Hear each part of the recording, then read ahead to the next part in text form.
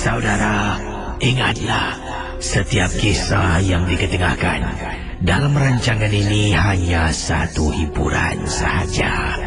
Tidak ada sesiapa yang boleh mengesahkan kebenarannya. Jangan mudah kita percaya. Jangan kita terikut-ikut dengan apa yang diketengahkan.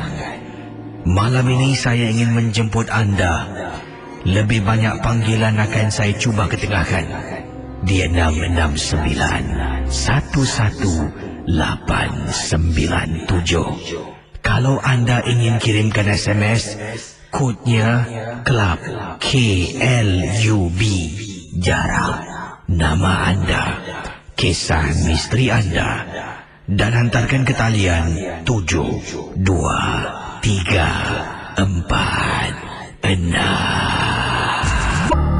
Teman-teman misteri jam 12, saya akan teruskan dengan kisah yang pertama pada tengah malam ini. Sebentar nanti akan saya jawab panggilan, dan malam ini dari maklum balas yang saya terima untuk saya lebihkan panggilan. Sebab semalam katanya Kisi hanya jawab 3 pemanggil sahaja.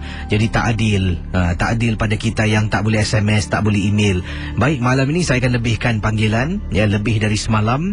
Boleh hubungi saya di 669-11897. Yang ini daripada Kak Nita berkongsi pengalaman kisah misteri kiriman SMS yang ingin saya sempurnakan. Assalamualaikum warahmatullahi ta'ala wabarakatuh. Waalaikumsalam pada Kak Nita yang mengirimkan mesej kepada saya berkongsi peristiwa pengalaman yang menakutkan.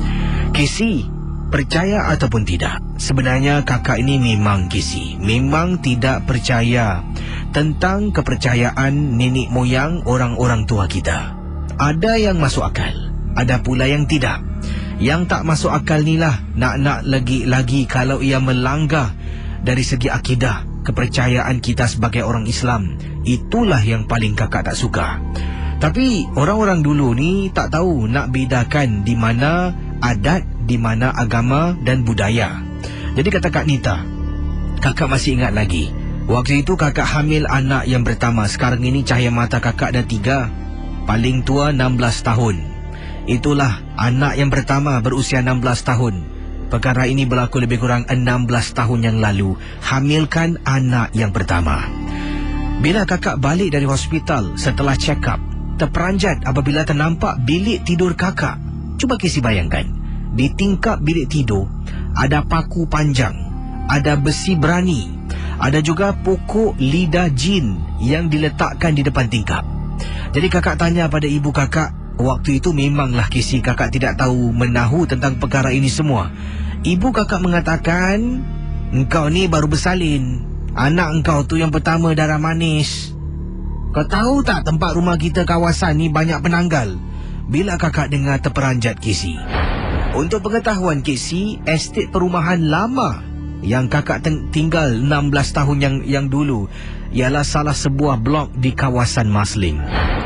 Ingat, percaya atau tidak, MJ12 hanya satu hiburan saja. Berbalik pada kisah Kak Nita, bila balik dari hospital, bayangkan, setelah anak dengan beliau ni di hospital, balik saja ibunya dah siapkan pun bilik. Bilik tidur dah ada katil cantik semua, dibentang cadar, bantal. Tapi yang memelikkan sangat, ibunya turut meletakkan paku, besi berani ataupun magnet, juga katanya di sini pokok lidah jin. Seolah-olah ni bila ditanya oleh Kak Nita, sebagai pendinding diri, pendinding daripada makhluk yang berleluasa di kawasan pekarangan rumah di kawasan Marsiling. Sebelum kakak teruskan dengan pengalaman tentang dalam rumah, kakak ingin ceritakan Kisi. Dahulu di Marsiling, blok dot dot tu satu nombor lah. Katanya di sini ada seorang dukun yang handal Kisi. Ramai orang berjumpa dengan dia untuk dapat dengan khidmat. Dia tinggal daerah dalam, dan saya tak nak sebutkan kawasan mana lebih tepat lagi. Dan katanya di sini, bila dukun itu meninggal, tidak ada orang pun menjadi pewaris. Ini kerana dukun itu tidak ada pewarisnya yang nak ambil segala harta pusaka yang ditinggalkan. Jadi ini membuat saka, barang-barang, makhluk-makhluk yang dipelihara terbengkalai. Dari situlah makhluk yang tidak bertuan berliga-liga di kawasan Marsiling. Pada mulanya banyak kesi yang terlepas begitu saja tanpa tuan. Lama-kelamaan kesi, ada yang datang menuntut, ada yang datang memuja, dan sekarang hanya tinggal beberapa sahaja dan masih dilaporkan kelihatan oleh beberapa penduduk. Berbalik pada kisah Kak Nita kesi. Cuba kesi bayangkan. Jadi malam pertama kakak tak nak argue ataupun tak naklah bertekak dengan mak. Jadi kakak ingat diam sudahlah sebab kakak pun baru balik hospital, tak naklah penat-penatkan diri. Kakak tidur macam biasa. Malam kedua, malam ketiga, masuk malam keempat, kakak cabut kesi paku besar, besi berani ataupun magnet dan juga pokok lidah jin yang diletakkan betul-betul di tepi tingkap. Kakak angkat barang-barang tu semua masuk dalam laci. Kemudian kakak tidur. Para pendengar Ria 897, kata Kak Nita sedang nyenyak tidur, tiba-tiba kisi, tak tahu pukul berapa tetapi bayi kakak mula menangis tak henti-henti.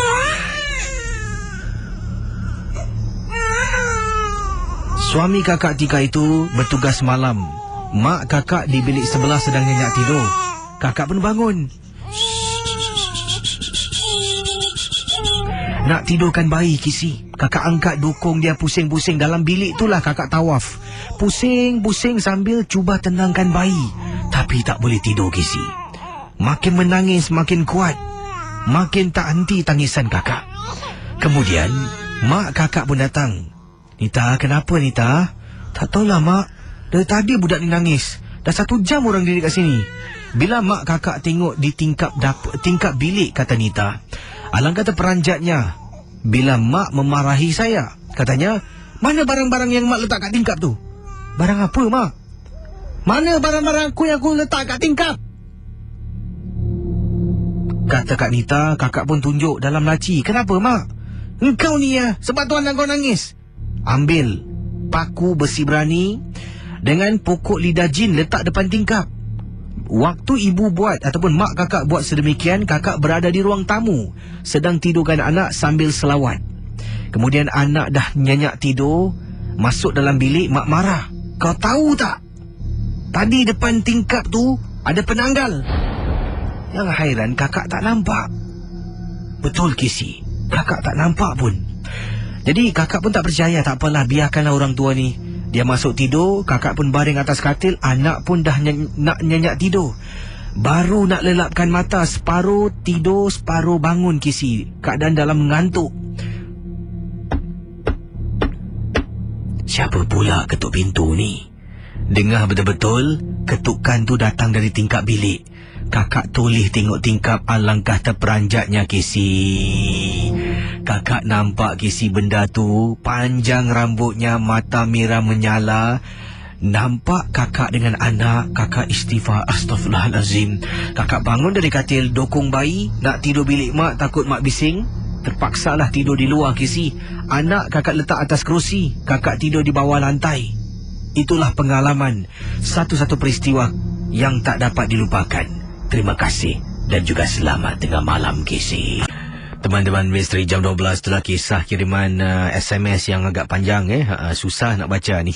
Sebab kalau SMS ni ialah huruf-hurufnya tu kecil-kecil, abjadnya kecil-kecil, jadi susah untuk saya renung-tenung betul-betul baru nampak. Tapi terima kasih pada pengalaman Kak Nita yang pertama tu berlaku 16 tahun yang lalu di rumah lamanya bersama dengan ibunya ketika itu. Dan sampai sekarang lah beliau memang tak percaya, tapi itulah nasihat ibu. Katanya ini sebagai pendinding. Ada juga mengatakan makhluk-makhluk seperti hantu penanggal ni takut dengan benda-benda yang tajam seperti paku dan juga pokok lidah jin. Tak tahulah dengan besi berani apakah sebabnya digantung di sana. Walau apapun, ingatlah MJ12 hanya satu hiburan. Jangan sampai kita tersalah fikir, tersalah anggap, tersalah ikut. Kalau ingin tahu kepastian, tanyalah mereka yang arif, yang pakar. MJ12 macamlah anda menonton filem-filem seram, macam menonton wayang, macam itulah. Baik, kita akan terus ke hujung talian. Anda boleh hubungi saya di 0691181897. Sebelum tu ada komen yang saya terima dari kiriman SMS dengan kodnya Club KLUB, jarak nama anda kisah misteri dihantarkan ke talian 72346. Daripada Nabilah, kata Nabilah, kisi seram betul kisah kakak tadi. Yang pertama, syabas untuk kakak tadi kerana berkongsi satu kisah yang membuat saya takut. Yang ini siapa ni? Ada kisah-kisah yang lain akan saya terus kiriman daripada pendengar-pendengar yang lain. Ada yang tanya saya soalan cepu mas. Kebetulan ada dua pendengar, satu Yan, satu lagi Umairah yang tanya soalan ni. Dua-dua soalan sama lah. Katanya selamat malam Kisi, selamat malam untuk anda berdua, Yan dan Umairah. Saya nak tanya ni, awak tak takut ke malam-malam cerita hantu? Hanya Tuhan saja yang tahu. Pendengar 897 FM, saya akan teruskan dengan pengalaman misteri jam 12. Malam ini saya janji lebih banyak panggilan akan saya jawab. Dan anda boleh hubungi saya di 669-11897. Hello, selamat tengah malam Cik Salma, apa khabar? Assalamualaikum, Cik Sir. Waalaikumsalam. Dari saya. Cik Salma bawa panggilan dari mana ni? Dari saya sebenarnya Salma Aku Bincing. Tapi sekarang saya dah berhijrah di Bukit Merah. Dan sekarang saya balik Bukit Merah. Saya banyak cerita-cerita misteri ni, tapi saya tak pernah dapat peluang ke udara. Ni dah berpeluang ni. Jadi tentang kisah misteri mana yang Cik Salma nak ketengahkan ni? Saya pilih Toyol. Apa dia? Toyol. Anda jumpa Toyol? Betul. Pengalaman saya betul berdiri. Ini di mana jumpa? Rumah lama ke? Rumah lama di Mako Bungking. Okey, silakan. Waktu tu ibu selalu kehilangan duit tahu, ibu mertua saya. Sebab apa, nak kasih duit disimpan dalam ponjen kan. Orang dulu kan ada pinggang kain kat pinggang tu. Okey, jadi selalu hilang duit. Jadi saya pun ada piala anak angkat kecil waktu tu kecil. Jadi tak malam nampak budak ni main-main tahu. Main-main padahal budak tu anak saya tidur. Budak kecil bagi macam merangkak apa. Jadi saya bilang, kau tak tahu tidur dah tengah malam. Saya bilang gitulah, saya bilang anak angkat saya ni. Padahal saya baby lagi dalam 4 bulan berpandai jalan jatuh gitulah. 6 bulan gitulah pada pandai berdiri jalan. Jadi tu saya ni buat tak kisahlah. Mak pun hilang duit, ingatkan anak kecil mana mak taruh, marah mak lah, mak lupa kat ni kan. Jadi satu malam tu saya orang cakap mungkin makanya ada toyol je, memang tahu. Jadi mungkin ada toyol. Jadi saya tak percaya. Saya orang bilang kalau tangkap toyol kan gunakan biji kacang hijau, cermin dan apalah gitu kan. Jadi saya cuba. Saya bilang, kita cuba mak kita nak tangkap toyol sebab mak ni selalu hilang duit. Jadi adik angkat saya pun selalu kena kat luar bujang, selalu kena gangguan sebab tu kakinya selalu dia gigit-gigit macam orang gigit-gigit tu kan. Habis rambutnya kena tarik-tarik gitu. Jadi dia tak kisahlah, dia takut diselubung. Jadi saya bilang suami lah, saya bilang, bang kita cuba bang, kita cari dulang, kita beli kacang hijau dalam setengah kilo dengan cermin, kita taruh kat tembok lah, kita taruh gitu kan. Katanya toyol kemain benda gini kan. Jadi saya cuba. Jadi tengah malam bunyi isi, tengah malam tu kan, dalam pukul 12 dah orang senyap bunyi macam orang main apa ni. Jadi rumah saya nak ubah ni. Main kacang hijau tu macam dia lambung-lambung kat dulang tu kan. Macam kan dia. Jadi saya nak mengendap, kononnya nak mengendap. Jadi saya dah keduduk mesti ketakutan. Ketakutan tak sempat nak mengendap benda tu. Jadi tu saya selubung kat selimut sampai pagi tak sadar. Ketakutan. Jadi bila besok malamnya dia gangguan lagi. Jadi budak kecil ni ganggu mak saya. Mak saya tengah tidur kat katil, dia datanglah kerajang bulat gitu. Jadi marah saya, mak tu marah. Salma ni tak tahu dah jaga budak tengah malam ni. Dia sedap tidur berdua, budak ni main sendiri. Budak ni beraba-raba dia lah, dicium budak ni. Dicium budak botak itu kecil kan. Macam anak saya yang saya piara ni lah. Jadi budak tu dia raba-raba kat pinggang orang tua ni. Tidur ikut mak kau tidur pergi. Saya bilang, mak kau tidur sedap kat bilik, kau kat sini main ni tak tertidur dah tengah malam buta ni. Begitulah orang tua ni. Jadi dia dah cium, dah raba-raba orang tua ni sebenarnya macam pegang-pegang kan, baby kan. Sekali dia jalan-jalan jatuh, dia keluar lah. Dia keluar sekali mak mentua saya nak pergi bilik air. Sekali dia tengok bilik saya, dia tengok mana budak ni dah masuk ke belum. Sekali dia tengok anak angkat saya tu tidur dengan saya dengan baju tidur lah semua kan. Jadi orang tua ni menggigil terperanjat. Sekali besok pagi kasi duit dia kat pau dia semua hilang, tak ada. Dia kat kocik dia kat pau dia tu. Jadi dia duduk dia nangis, dia bilang sama saya, dia bilang mak, kau tengok mak, dia aku habis yang korang kasih mak, dia bilang kat kursi ni. Kalau mak salah taruh, tak tidak mak, kat sini semalam ada budak kecil datang dengan pak aku, dia bilang. Budak kecil. Jadi kita dah ketakutan, jadi kita berobat lah. Kita usahakan. Jadi barang-barang kemas saya kalau balik kerja saya main taruh gitu je kan. Jadi hilang banyak. Nak ketuduh budak, anak saya masih kecil, belum pandai apa-apa semua kan.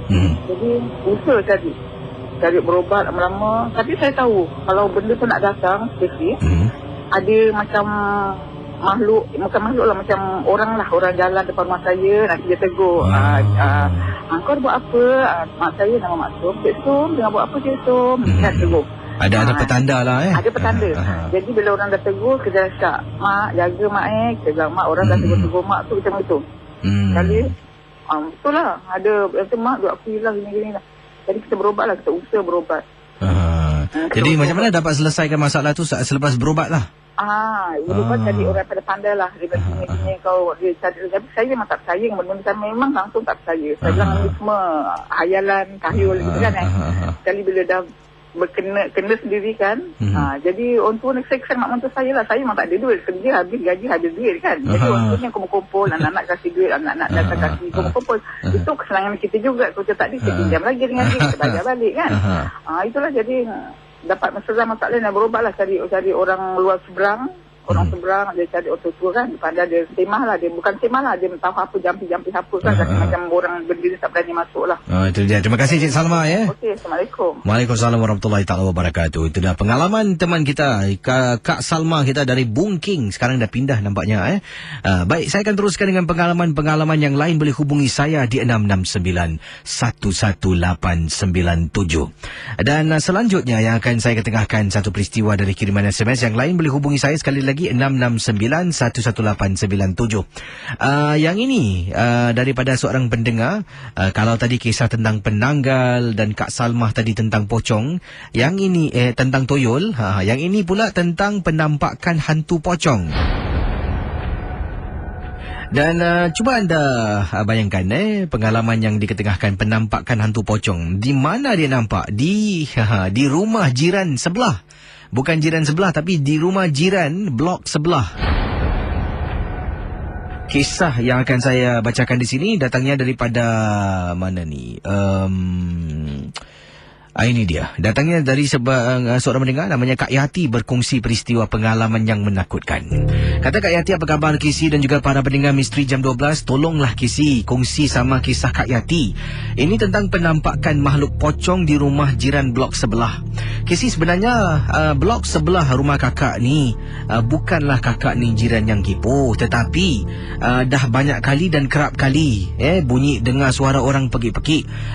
Ini kakak rasalah. Tak tahu sejauh mana kebenaran, tapi kakak rasa mungkin salah seorang ahli anggota, mungkin ibu, mungkin anak, dah kena buatan orang. Sebab pernah beberapa kali apabila kakak berdiri di tingkap dapur menunggu suami pulang waktu malam, akan dengar orang terpekik. Lampu dibuka, kemudian adalah asap-asap lah meruntah daripada tingkap dapur rumah kakak. Boleh lihat kami setingkat Kisi. Kakak tinggal di tingkat 4. Lelaki tersebut dan keluarganya juga tinggal di tingkat yang sama. Jadi kadang-kala kalau nasib kakak lah sedang tunggu suami balik itu, nak jenguk-jenguk di tingkap dapur sambil tunggu tengok kenderaan suami, ternampak pula pergaduhan, bukan pergaduhan tapi katanya kerasukan yang berlaku. Jadi kata berbalik pada kisah Kak Yati ni, kakak ingat lagi waktu tu sekitar 1 pagi, suami kakak telefon, dia kata dalam perjalanan. Maklumlah Kisi, kata Kak Yati, anak kakak cuma 2 orang, kedua-duanya dah berumah tangga, dah besar panjang.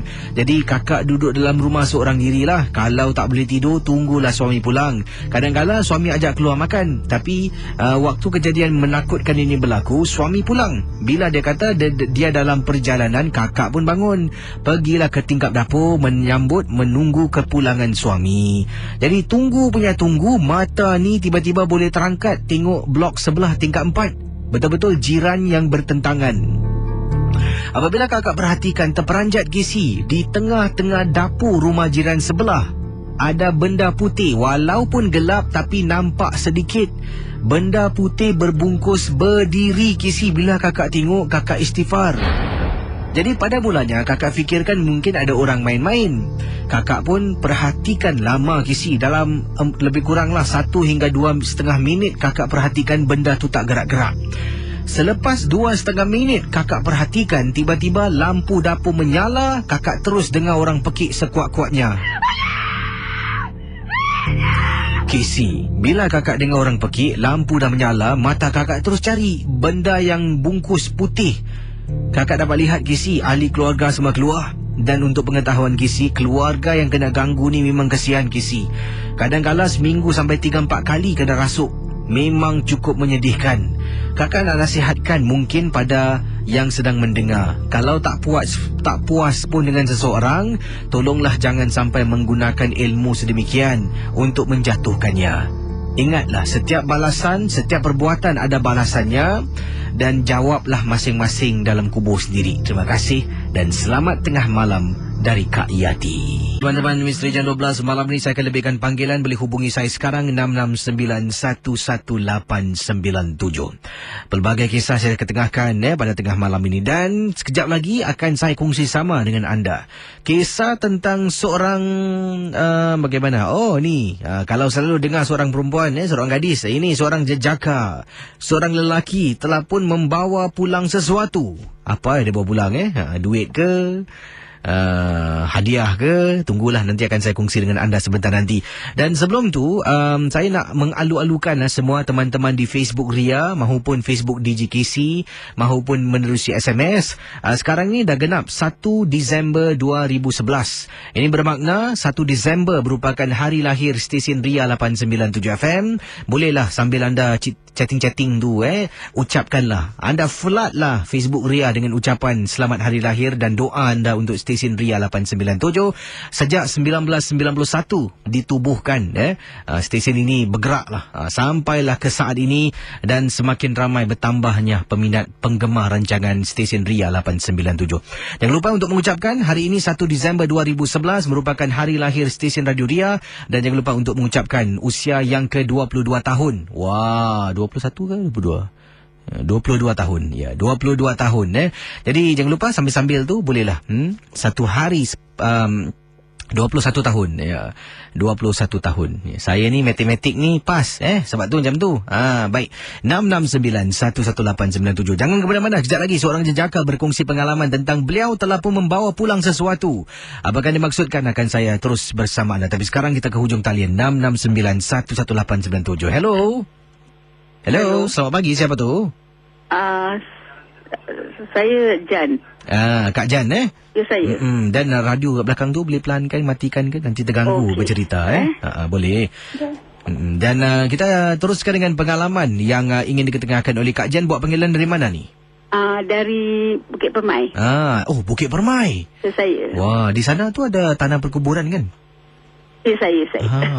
Nama tanah perkuburan tu apa tu nama? Di Mas. Dekat dengan rumah Kak lah. Ya, saya. Dah berapa tahun duduk sana tu? 25 tahun. Wah, lama tu Saya pernah ke sana mungkin beberapa kali. Dan bila waktu malam-malam mungkin pukul 9, 10 dah sunyi tempat tu Betul. Tak ramai orang Kalau kita pergi mungkin estate perumahan di Bedok ke Tampines, nampak orang bergerak-gerak bawa kolong sunyi Memang sunyi Kak. Dan 25 tahun pengalaman yang Kak Jan nak kongsi tentang apa ni, silakan. Saya nak minta kasi nombor apa? Pak Lazim tu boleh tak? InsyaAllah kalau nanti saya ada masalah sikit lah kan. Kakak ada pengalaman apa-apa nak kongsi tentang saya ada? Tak ada apa-apa lah. Cuma nak minta nombor boleh. Nanti kakak tunggu sebentar Saya. Baik para pendengar Misteri Jam 12, sementara saya tunggu panggilan dari anda, saya akan bacakan kiriman email yang selanjutnya. Ini kisah yang dikongsi sama. Dan ingatlah, setiap kisah hanya satu hiburan, jangan mudah kita percaya. Berikut ini adalah kiriman daripada Encik Salim, seorang pendengar yang telah pun membawa pulang sesuatu. Encik Salim mengatakan beliau menyimpan kucing lebih dari 20 lebih tahun. Sejak usianya muda, usianya sekitar usianya sekitar 12 tahun. Dah mula suka pada kucing, pelihara kucing. Dan sejak hari itulah kadang-kala dapat duit jajan, duit sekolah. Sedikit akan dibelanja, sedikit akan disimpan untuk beli makanan untuk kucing di kolong blok rumahnya. Dan dari situlah, apa jua kucing yang dia jumpa, dia akan beri makan. Kadangkala yang elok, yang baik akan dibawa pulang, dipelihara. Jadi pengalaman yang diketengahkan oleh cik abang kita ni, pengalaman peristiwa yang tak dapat dilupakan. Waktu tu katanya di sini, saya pulang dari tempat tugas sekitar 8 malam kisi. Berjalan di kolong blok rumah saya nampak seekor kucing warna hitam. Ada satu tumpuk putih di kaki kanannya kalau tak silap. Jadi kata abang kita ni, bila nampak kucing tu dari jauh, dia melihat saya dengan satu renungan. Tak tahulah kisi, mungkin saya ada kelebihan. Bila kucing tengok saya tengok kucing balik, saya boleh tahu isi perasaan hati kucing tersebut yang seolah-olah dalam keresahan dan kelaparan. Jadi saya pun naik ke atas rumah. Saya berbual pada mulanya. Sebelum naik itu, berjumpa dengan kucing yang sedang memerhatikan saya dari jauh. Apabila saya dekat dengan kucing tu, hairan. Selalunya, lazimnya, kucing-kucing yang belum saya lihat, pertama kali saya jumpa, bila saya dekat, dia akan terus lari. Tapi kucing ni lain. Macam dah kenal dengan saya bertahun-tahun lamanya. Malah bila saya datang dekat, dia terus menghampiri saya dan menggesil badannya di kaki kanan saya. Jadi saya pun kata pada kucing tu, tunggu sekejap nanti saya naik atas ambil makan. Saya pun dengan segera kisi dengan beg kerja saya naik ke atas. Saya mandi, sambil mandi saya rebus 2 ekor ikan. Kemudian dah habis semua mandi, saya pun turun ke bawah. Bila turun ke bawah, nampak kucing tu betul-betul sedang duduk di bawah satu pohon. Saya pun memanggil, kucing tu nampak saya terus datang menghampiri saya. Saya bentangkan surat khabar, kemudian saya siat ikan-ikan tu dari tulang dan kemudian letakkan isinya, gaul, kasih dia makan. Wah kisi, lazat betul, seronok kucing tu makan. Saya mengambil tulang tu, membuang tulang tu ke dalam tong sampah. Setelah kucing selesai makan sampai menjilat jari kisi, saya pun angkat surat khabar tu, buanglah. Kemudian saya naik ke atas. Bila saya naik ke atas, kucing ni mengiau dan ikut saya dari belakang. Kucing ni ikut aku pula. Saya kata tak apa, besok nanti dia makan lagi dan mengiau lagi. Nak tak nak kisi, saya pun masuk lift. Saya panggil dia, dia pun ikut saya masuk lift, naik ke atas. Sampai rumah, saya pun masuk ke dalam rumah. Kemudian kucing tu pun masuk. Dalam rumah saya ada lagi 4 ekor kucing yang lain. Bila 4 ekor kucing tu nampak kucing ni, seolah-olah memang tak puas hati, nak bergaduh kisi. Biasalah kisi, itu kan tabiat kucing. Nampak stranger yang tak dikenali, mesti akan timbulnya rasa nak bergaduh. Yang hairankan saya, selepas kucing hitam ni bersuara dengan garau, keempat-empat ekor kucing saya semua lari masuk ke dalam bilik. Handal betul kucing ni Tak apalah. Jadi saya pun bawa kucing ni pergi ke dapur. Saya ambil air, letak dalam mangkuk, berikan dia minum. Kucing ni minum kisi. Nak dipendekkan cerita, dah pukul 11 malam, saya pun dah mengantuk. Keesokan hari harus saya tidur. Saya pun masuk ke dalam bilik. Saya mula lelapkan mata. Sedang saya baring, kucing hitam tu masuk ke dalam bilik saya, lompat naik atas katil dan baring di tepi. Wah, kucing ni lah yang paling peramah sangat, sampaikan baring atas katil tepi saya. Jadi tak apalah, dia pun katanya selisakan keadaan. Kemudian saya pun mula terlelap. Sekitar pukul 2 lebih pagi, saya terasa sejuk kerana tingkap tak ditutup hujan lebat kisi pada malam tersebut. Kisi, apabila saya bangun dari katil, saya tutup tingkap bilik saya. Baru nak pusing balik, terperanjat kisi. Dekat atas katil saya ada perempuan baju putih sedang baring. Ya Allah, benda apa ni? Saya keluar dari bilik. Saya terus pergi ke ruang tamu. Ketakutan, tak tahu nak buat apa. Kemudian saya buka lampu. Semua satu rumah lampu saya buka. Sampai lampu bilik saya buka, terperanjat. Kucing tu masih baring. Walhal awal tadi bila saya pusing, nampak susuk tubuh macam seorang gadis. Betul kisi. Oleh kerana saya takut, saya pun masuk ke dalam bilik yang kucing saya 4 ekor sedang tidur. Saya ambil bantal dengan tilam. Kemudian saya baring. Kucing 4 ekor tiba-tiba datang rapat dengan saya. Kisi, kucing hitam yang saya jumpa nak masuk bilik tersebut tak boleh masuk. Sebab ada 4 ekor lagi kucing saya menghalang, seolah-olah nak bergaduh. Kisi, Setelah lebih kurang 15 minit kucing-kucing dalam rumah mengiau tak henti-henti, kucing tu tiba-tiba lari Casey. Lari entah ke mana. Saya pun bangun kejahkan dia. Sampai ke saat ini, bawah katil tak ada, dalam tandas tak ada, bawah meja tak ada. Satu rumah semua hilang. Hairan. Walhal pintu rumah ditutup, tingkap depan pun tak buka. Mana dia lari? Itulah peristiwa pengalaman. Sejak malam itu, saya ni skeptikal ataupun katanya di sinilah saya ni rasa was-was dikit. Kalau nampak kucing hitam, saya tak berani nak sentuh. Terima kasih dan selamat tengah malam, Gizi. Itu dia saudara seorang pendengar kita yang memang gemar sayangkan kucing. Berpuluh tahun piara kucing, kasih kucing makan. Tiba-tiba tersempak pula kucing dangerous maximum ni. Dan bagaimana agaknya? Mungkin agaknya 4 ekor kucing yang dipelihara oleh cik abang kita tadi tu seolah-olah mengawal, menjaga keadaan supaya tuan rumah tak diganggu. Bagus kucing-kucing ni membantulah. Jadi bagaimana agaknya? Dan kucing yang dia jumpa di bawah kolong blok rumahnya tu, tiba-tiba bila 4 ekor tu nak menerkam, nak bergaduh lah, dia lari dan hilang. Sampai sekarang tak jumpa-jumpa. Tak tahu kucing tu hilang ke mana, lompat ke mana, dan menjadi satu tanda tanya. Anda boleh hubungi saya di 669-11897. Hello, selamat pagi. Selamat pagi. Hai, siapa tu? Ni Aim Gizi. Aim, buat panggilan dari mana Aim? Saya buat panggilan daripada Masling Rumah Masling. Wah, tadi baru cerita pasal Masling betul Gizi, betul. Di rumah lah sedang mendengar Misteri Jam 12 tentang apa kisah nak ketengahkan? Di luar lah Gizi dengan kawan-kawan. Pengalaman apa ni nak ketengahkan? Silakan. Pengalaman ni saya Aim itu hari kita ada keluar kan, jumpa ni budak-budak so hunter. Pergi yang tempat di public poli belakang tempat yang hutan tu. Okey. Ni kita macam tak percaya kan Gizi kan, orang cakap pasal so hunter ni semua kan. Jadi saya pergi jumpa Angah dengan Abah ni semua kan. Tengoklah Gizi tempat sana. Jadi baru datang tak ada apa-apa lah Gizi kan. Kan tak percayalah. Tapi yang first time selalunya orang pergi ghost hunting ni bawa torchlight ni semua Tapi yang lain dia pasal orang ni Gizi orang tak pakai torchlight tau Gizi.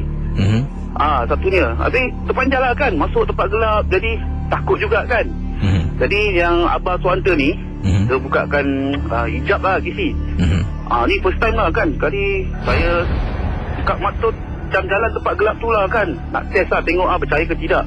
Ya Allah Gizi, bukan cakap nampak pocong, Pontianak Gizi, sebelah tepi bini saya ni. Itu saya tu macam terpanjang lah Gizi kan, macam pertama kali lah kan. Jadi macam dengar tak percaya kan. Tapi kalau dah terjumpa diorang ni, baru macam saya lampak lah Gizi live lah. Bila hijab dah buka, kita tengok ni tempat ni macam dah macam 3D tau Gizi.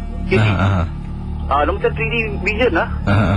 Daripada situ lah Gizi kan, macam pengalaman saya lah kan. Ini orang cakap pasal so hunter ini macam baru saya dah kenal diorang baru saya perasan lah yang apa yang saya dapat ni wujud lah Gizi.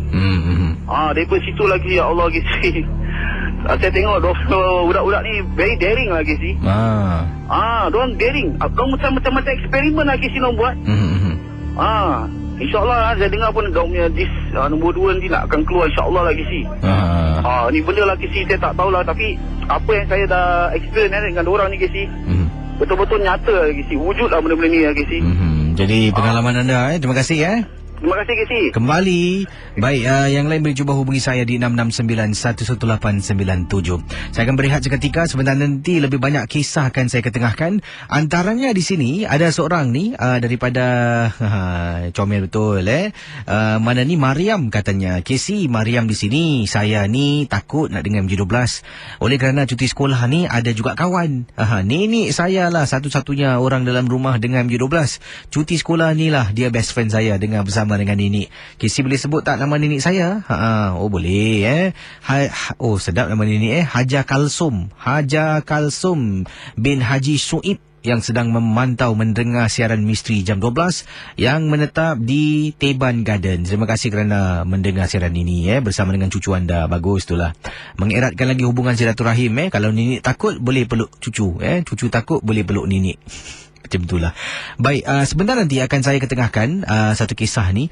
Mana tadi? Ini dia. Dah lama sebenarnya tak ketengahkan kisah tentang topik ni. Dan ini bukan topik, tapi ini adalah pengalaman kiriman email yang akan saya bacakan tentang susuk. Susuk yang dipakai. Dan berikut kisah lebih lanjut tentang susuk akan saya bentangkan kepada anda sebentar nanti dalam rancangan Digemari Ramai Misteri jam 12. Dan jangan lupa untuk berikan ucapan anda untuk stesen Ria. Terima kasih pada Madcon. Wah, ada kek birthday untuk Ria 21 tahun gambar. Oh, terima kasih lah, susah je. Siapa lagi yang berikan ucapan untuk stesen Ria 897? Terima kasih pada Eddie anak Mat Saleh. Nama kencang katanya, selamat ulang tahun Ria 897 FM. Terima kasih lah. Jadi jangan lupa untuk terus kirimkan ucapan-ucapan anda untuk stesen kesayangan anda, Ria 897 FM, menyambut ulang tahunnya yang ke-21 tahun. Baik, terima kasih bagi anda yang telah memberikan ucapan untuk stesen Ria 897. Ya, tadi saya tersasul, tersalah cakap. 21 tahun betul, 1990. Itu yang salah, 1991. Tengoklah. 1990. Dan sampai ke saat ini 21 tahun. Tahun lepas menyambut ulang tahun yang ke-20 tahun tu, di mana kita ada acara juga seperti birthday bash. Ingat lagi tak di Republic Poly, dan juga banyak lagi acara-acara telah pun berlaku. Dan tahun ini juga banyak perkara istimewa akan bersama anda. Antaranya konsert MG12 walaupun dirancang untuk tahun depan 2012, tapi perancangan tu produksinya dah bermula tahun inilah. Penggambaran dah siap, dah habis, dah selesai, dan post production pun dah habis. Awal tadi saya dengan Al-Hafiz ni merupakan kawan barulah. Duduk babe depan komputer. Saya betul tadi bukan senang. Ada orang kata jadi DJ ni duduk berbual dah bukan. Kita juga banyak kerja-kerja yang lain untuk temu bual, jumpa penaja dan sebagainya. Dan antara kerja yang kita buat, saya buat tadi, bangun pukul 10.30 pagi. 10.30 pagi dah bangun. Macam mana tu? Saya balik tadi waktu subuh saya balik itulah. Lepas subuh tidur sampai pukul 10 pagi bangun. 10 pagi tu saya belum tidur lagi. 10.30 pagi saya bangun, mandi. 11 pagi sampailah saya masuk kerja. 9.30 malam tu video editing. Duduk depan komputer tu edit video, masukkan efek, masukkan sound, macam itulah. Ini DIY. Nak panggil syarikat-syarikat ni maklumlah tengah budget constraint. Jadi walaupun pun saya rasa lakonan DJ Ria ni memanglah baik betul lah. Betul sangat-sangat. Tak semua yang berlakon. Saya tidak berlakon dalam filem pendek ni sebab sibuk jadi bapa pengantin. Maklumlah konsert MG12 akan berlangsung kan. Jadi kena dapatkan teman-teman rakan-rakan artis untuk menyampaikan lagu, pilih lagu dan sebagainya. Jadi kalau yang dah beli tiket, saya nak ucapkan ribuan terima kasih lah. Ada dengar-dengar sampai beli 6 keping tiket. Terima kasih bagi anda yang telah pun mendapatkan tiket konsert MG12 Misteri jam 12 Jangan Takut Hantu yang akan berlangsung pada 1 Januari 2012 di Fort Canning 8 malam sampai 10 malam. Datanglah beramai-ramai. Kalau anda penyokong Misteri jam 12, pastinya anda datanglah berikan sokongan anda. Selain daripada tengok konsert, ada juga pertandingan projek rentak peringkat akhir. 3 kumpulan ataupun 3 peserta akan buat persembahan. Ada juga filem pendek lah yang akan ditayangkan, lakonan DJ Ria 897. Kalau ni berjaya, ramai yang suka, saya nak cuba sarankan pada bos lah, kita buat filem panjangnya 1.5 jam, kemudian premier dekat wayang. Kau wayang Golden Village janganlah tak nak beli pun. Saya ada satu teater ni, saya dah tengok, dah survey dah. Burung terbang dipipiskan lada Tapi betul ada satu teater ni di Singapura, di lupa nama tempatnya tu. Ada teater sitting, boleh tengok ada layar perak, cantik sangatlah. Wah, kalau dapatlah best ni. Baik, siapa kalau mungkin DJ Ria berlakon satu filem panjang ni, siapa nak jadi hantu? Angkat tangan Baik, 669-11897. Tapi sekarang saya akan kongsi bersama anda ini tentang susuk yang diceritakan oleh seorang pendengar. Dan anda nilaikan sendiri, anda berikan pendapat pandangan anda selepas kisah yang saya bakal ketengahkan untuk anda. Terima kasih bagi anda yang telah pun berikan ucapan untuk Ria. Selamat ulang tahun yang ke-21. Pada Coki, terima kasih. Kepada Muhammad Naim, terima kasih. Pada Atib The Rock, pada Faizal bin Zainal, siapa lagi ni yang kirimkan lagi? Abby Liz lah, dan macam-macam lagi lah ucapan terima kasih lah. Rose Liana, Jeffrey, apa ni katanya, Mi Radio ada masalah lah Casey. Oh, Mi Radio masalah biasalah tu, banyak sangat tune in tu, macam mana. Okey, 669-11897. Mereka habis dari jam 12. Selepas ini saya janji akan jawab panggilan anda, sebab malam ni saya katakan lebih banyak panggilan daripada kiriman-kiriman yang akan saya ketengahkan. Berikut kiriman email seorang pendengar yang beritahu saya, Casey apa khabar? Khabar baik. Tolong ketengahkan pengalaman tapi jangan sebut nama di email. Itu nama sebenar saya. Dan saya tidak ingin orang yang mungkin sedang mendengar rancangan ini tahu tentang apa yang saya nak ketengahkan. Gunakan nama samaran Julie. Baiklah. Julie ingin ceritakan tentang seorang rakan ataupun acquaintance, kawan kerja tapi tak rapat. Macam itulah. Namanya S, seorang gadis. Julie dan S, mereka berdua adalah seorang pramugari ataupun air stewardess. Bertugas bersama dengan salah sebuah syarikat penerbangan. Di sinilah mungkin SIA, mungkin Silk Air, mungkin Qantas dan sebagainya. Tak nak beritahu anda syarikat mana, tapi salah sebuah syarikat penerbangan. Kisah yang Julie bukan nama sebenar nak ceritakan. Katanya di sini, saya ada seorang teman namanya S. Acquaintance, bukan kawan rapat pun. Kami cuma berjumpa di tempat tugas, senyum angkat tangan. Kalau sama flight kami, ialah jadi cabin crew sama. Kalau tidak, tidaklah. Tapi Casey, teman saya nama S ni, orangnya cantik sangat. Saya sebagai seorang wanita, kalau dah cakap dia cantik, memanglah cantik orangnya. Sehingga kan ramai Casey, passenger, kalau saya flight sama dengan beliau, ramai sangat akan memerhatikan dia. Kadang-kadang timbul juga rasa cemburu. Tapi rezeki dia lebih cantik dari kita. Yang penting kita buat tugas, Casey.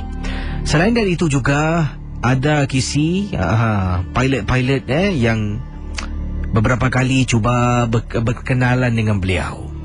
Dan sehinggakan satu hari, apabila entah macam mana tercetus pula salah seorang teman lelaki satu kabin ni menceritakan, sebab dia ni beberapa kali nak cuba berpacaran lah untuk menjadikan si budak S ni kekasihnya. Budak S ni tolak. Maklumlah Casey, kalau dah boleh dapat pilot, siapalah nak cabin crew? Kata Julie, bukan nama sebenar. Jadi si budak S ni lepas cintanya ditolak, mulalah dia buat cerita. Dia mula katakan pada saya yang si budak S ni pakai susuk, sebab tu dia lawa, ramai orang terpikat. Pada mulanya saya tak percaya. Saya tolak segala tuduhan yang rambang. Dan dia kata betul dia pakai susuk. Jadi akhirnya Casey, satu hari ini saya dapat tahu yang saya satu flight cabin crew dengan budak S, dengan juga si Mamat yang cinta ditolak. Jadi Mamat ni datang bawa daun. Saya tanya, ni daun apa? Daun kelo. Buat apa? Kau cuba taruh depan pintu sana, nanti kau tengok apa jadi. Jadi saya pun ambil. Dan saya tanya lagi, kenapa taruh depan pintu? Mak aku cakap, kebanyakan orang pakai susuk takut nak langkah daun ni. Kau cuba taruh. Jadi saya pun taburkan daun tersebut betul-betul dekat pintu belakang kapal terbang. Apabila Casey, si budak S ni sedang berjalan, dia terpandang bawah, nampak daun-daun kecil ditaburkan. Dia terpekik sekuat-kuatnya Casey. Jadi bila ramai teman-teman yang lain, termasuklah passenger dalam kapal terbang, pusing ke belakang tengok dia, tercungap-cungap. Rupa-rupanya dia buat cerita Casey. Semua perhatikan dia. Dia pun duduklah dekat satu tempat duduk yang kosong. Bila ditanya, saya dengan budak lelaki ni betul-betul di hadapannya. Seorang lagi cabin crew tanya, what happened to you? Dia kata dia nampak lipas. Casey, dia tunjuk-tunjuk dekat sana. Budak lelaki ni pun nampak daun, dia angkat daun tu, kutip dia buang. Barulah konon-konon dia baik daripada nampak lipas tu, kata Julie. Rupa-rupanya budak ni cantik, lawa, ramai yang tengok. Betul lah kata si Mamat ni, mengenakan susuk. Bagaimana Casey? Kalau Casey tak tahu, saya boleh kirimkan gambar. Casey kalau tengok mesti terpikat. Tapi ingat Casey, itu yang Casey nampak di luaran. Di dalamnya tidak ada sesiapa pun yang tahu. Baik, sekarang ni saya nak tanya anda. Dalam cerita yang dikirimkan oleh Julie ni mengajar kita banyak perkara. Banyak pengajaran.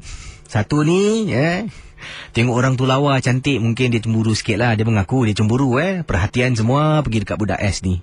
Satu lagi pula, si Mamat ni tak ada nama. Dia tak beritahu lah siapa nama Mamat ni. Seorang lelaki yang pernah yang pernah suka lah pada budak S ni. Cinta ditolak, sour grape. Hidung tak mancung, pipi push-push. Ya, nose not high, cheek push-push. Itulah maksudnya, hidung tak mancung, pipi tersorong-sorong. Orang tak suka, kemudian carilah macam-macam teknik dia cari hanya untuk menjatuhkan orang.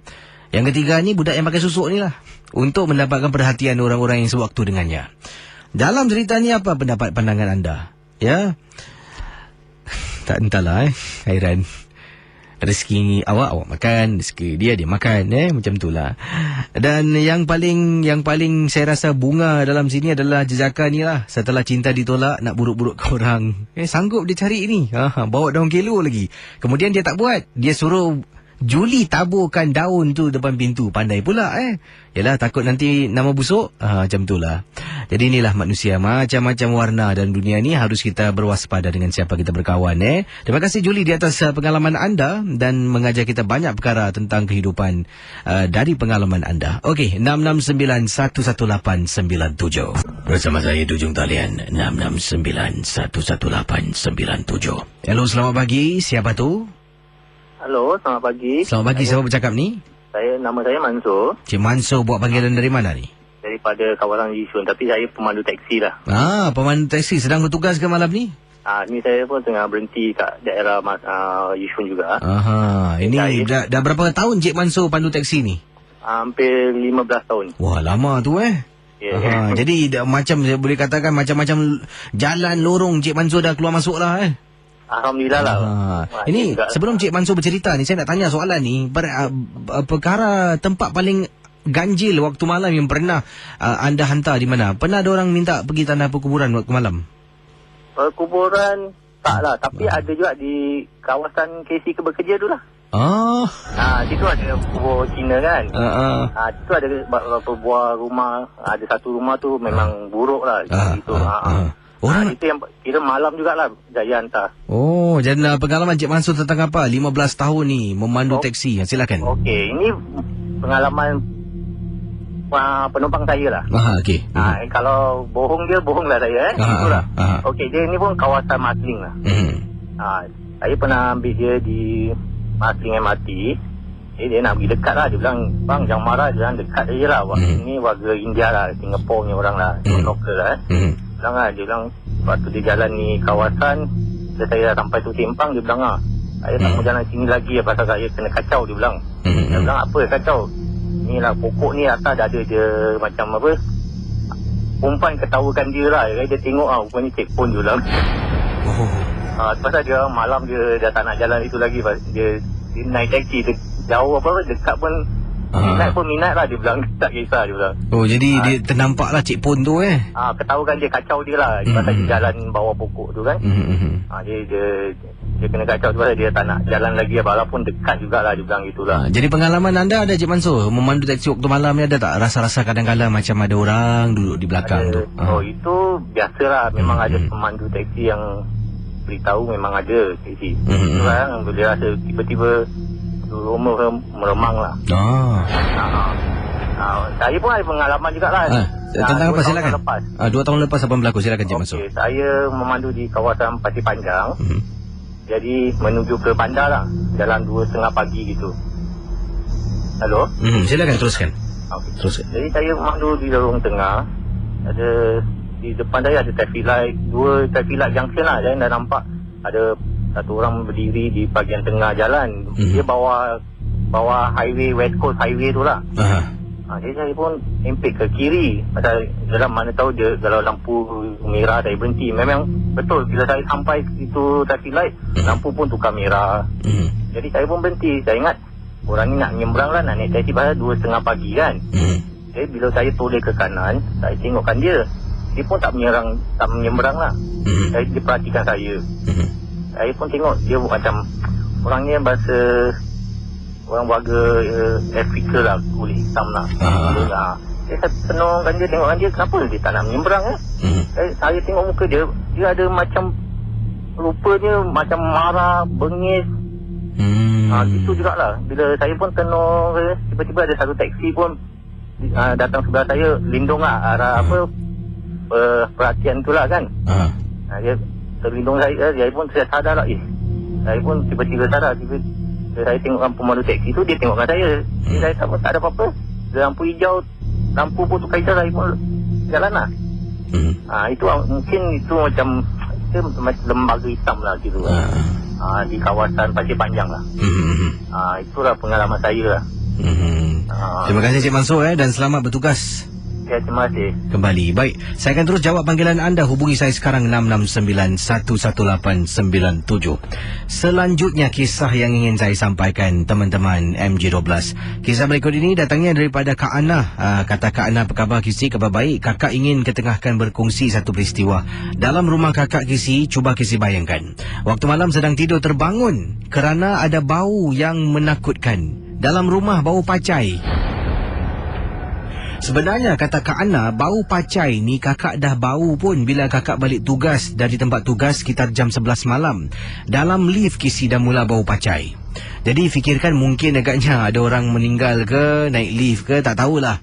Jadi kakak pun tak indah, kakak pulang ke rumah, mandi kemudian tidur. Bila terbangun tu sekitar pukul 3 pagi, kakak terbangun kerana tersedak.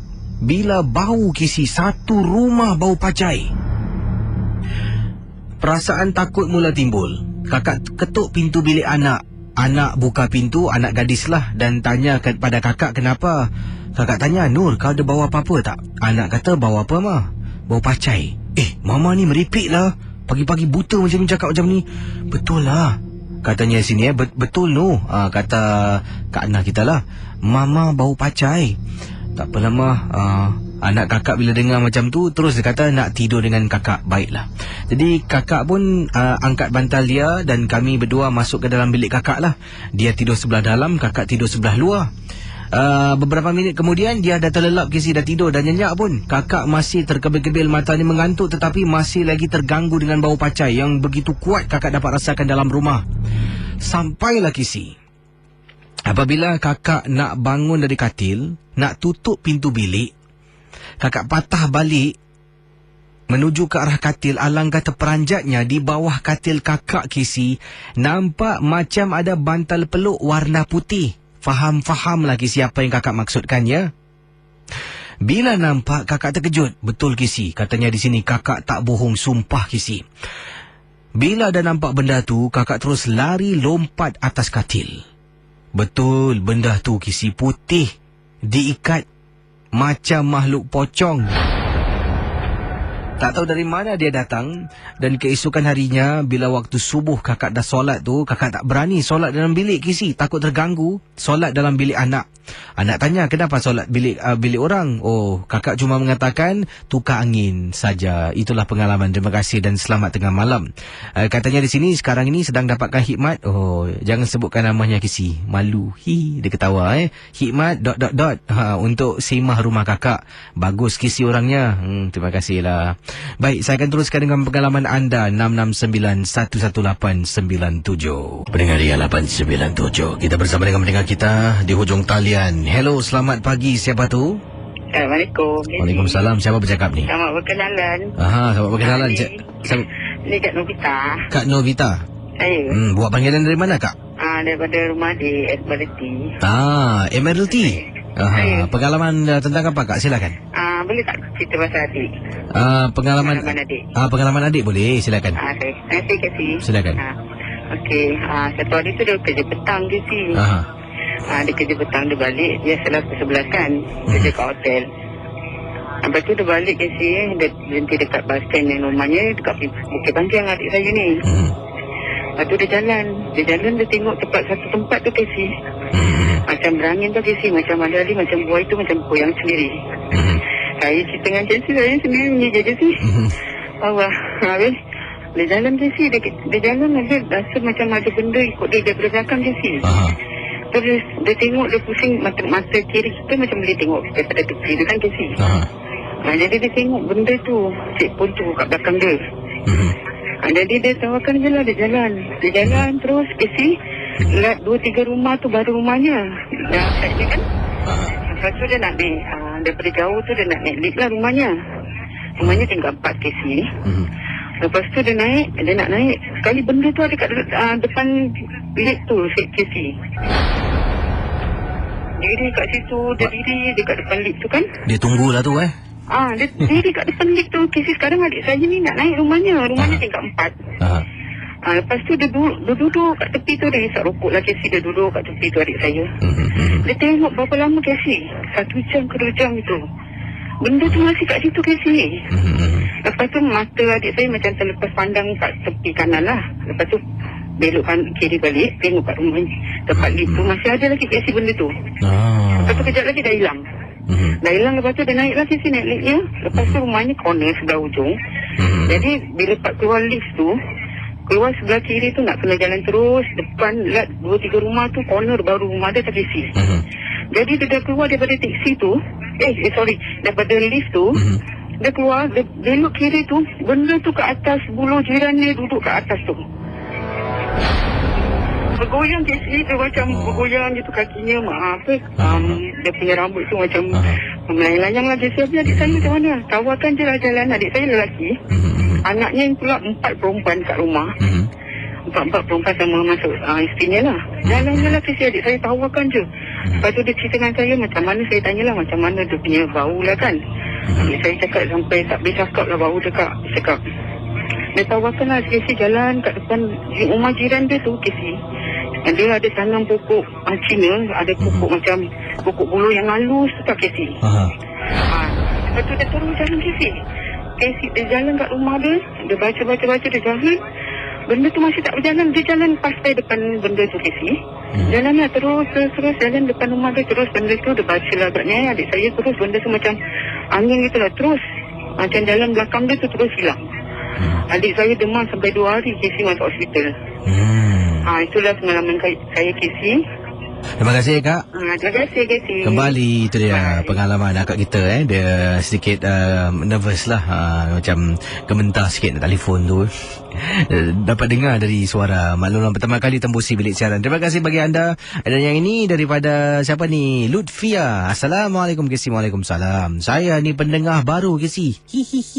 Baru 2 minggu dengar rancangan ni. Dah mula berkenan KC. Sekarang ni saya ada masalah.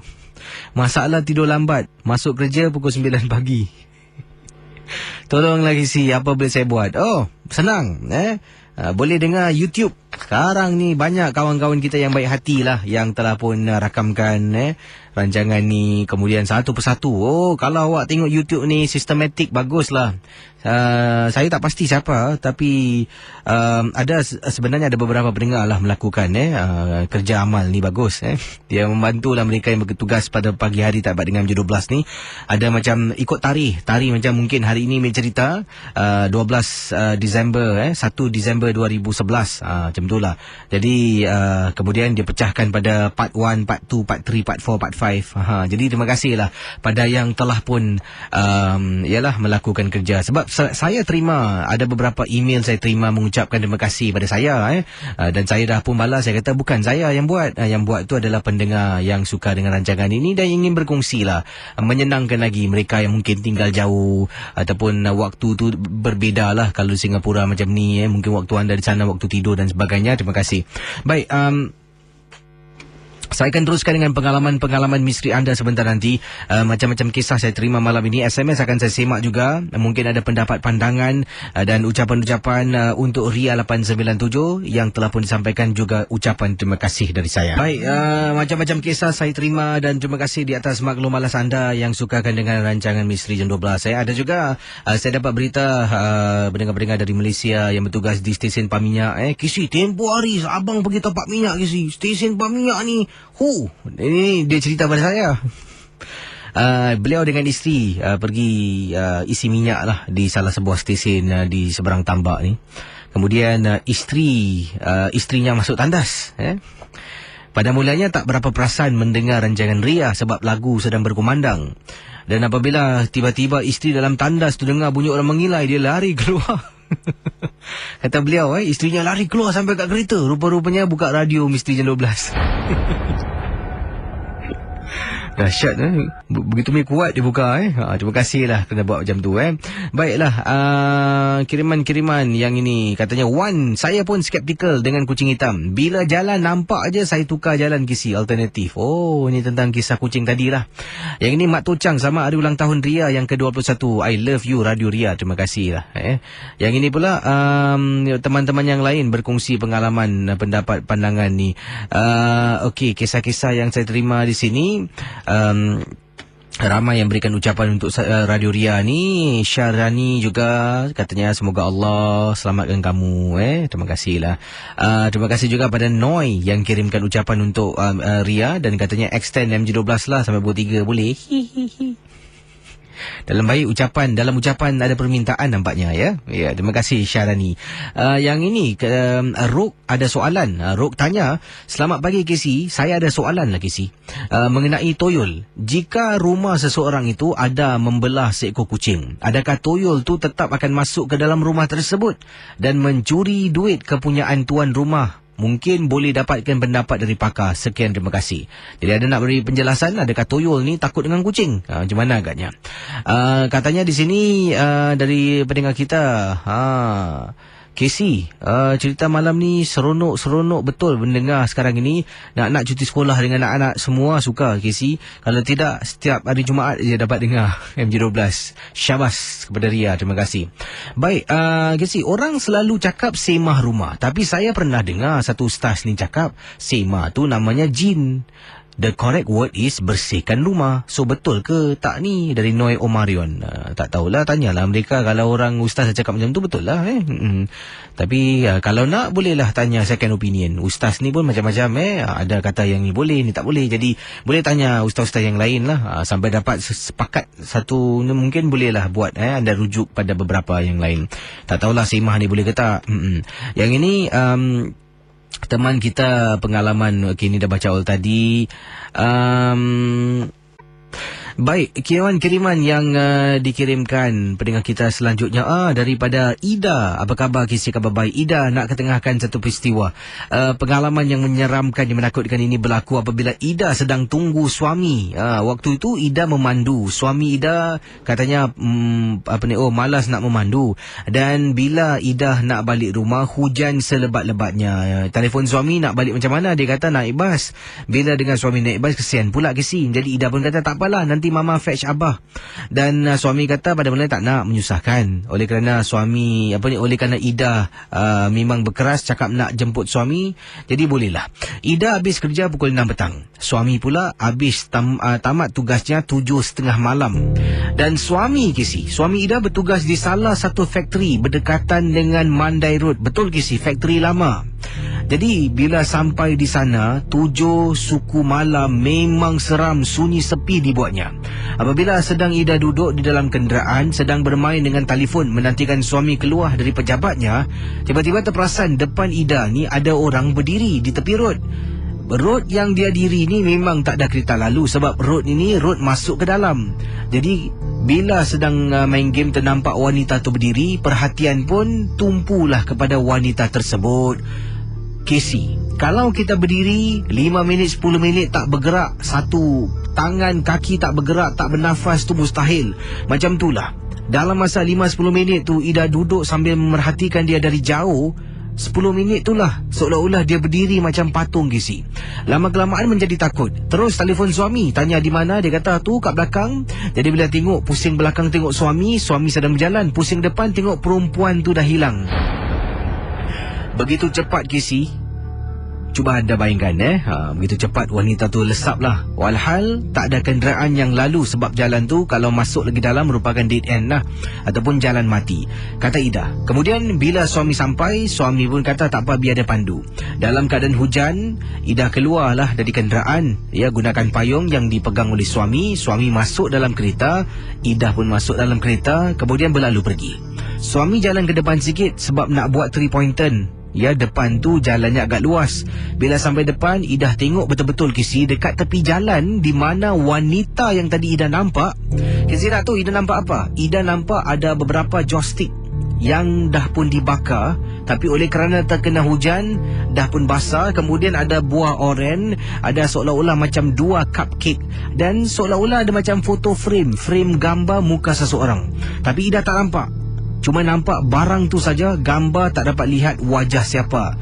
Tapi memang menyeramkan, Casey. Memang menakutkan. Adakah wanita yang Ida nampak berdiri di tepi jalan tu merupakan mangsa kemalangan, orang yang mati dekat kawasan tu sehingga akan mengganggu pekerja-pekerja Cina? Sebab itulah dijadikan mereka menjalankan satu ritual seolah-olah memuja benda ni supaya jangan ganggu, atau macam mana? Terima kasih dan juga selamat tengah malam, Kisi.